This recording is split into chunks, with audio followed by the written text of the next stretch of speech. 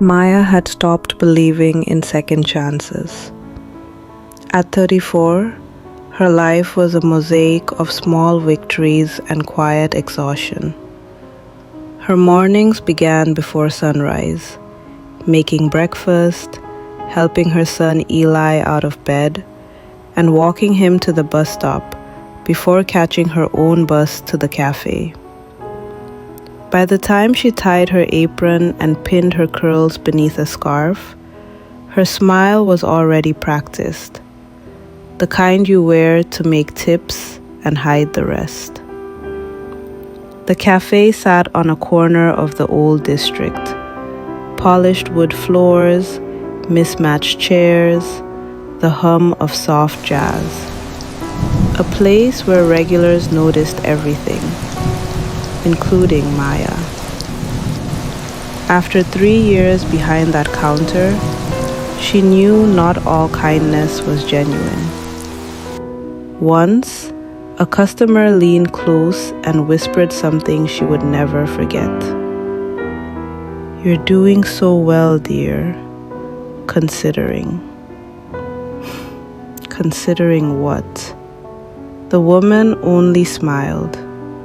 The kind of smile that meant, "You know what I mean."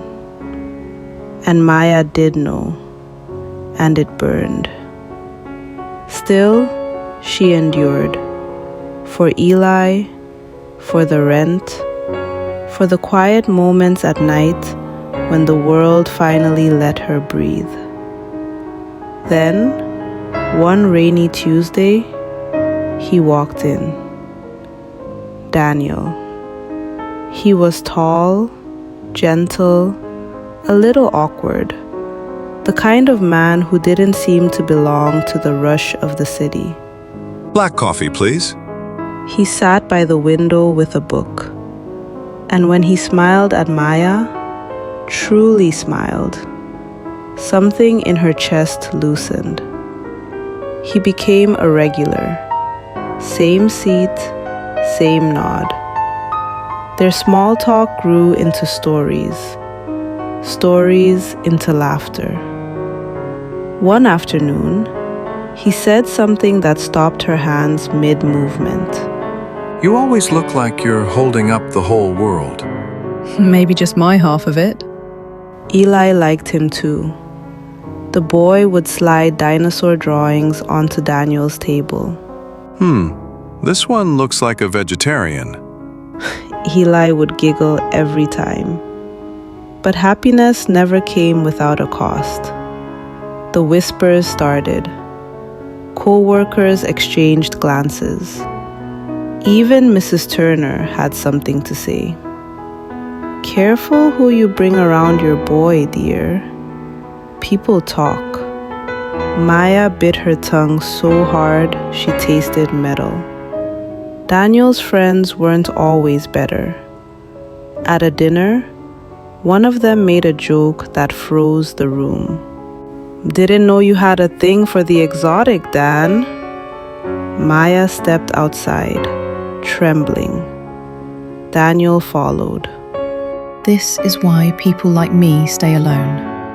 It's easier. Then I'll learn to make it easier. And he did. He didn't just show up with flowers anymore. He showed up with respect. He learned to speak up when others stayed silent. He walked beside her, not ahead, when the world stared too long. Slowly, Maya began to heal.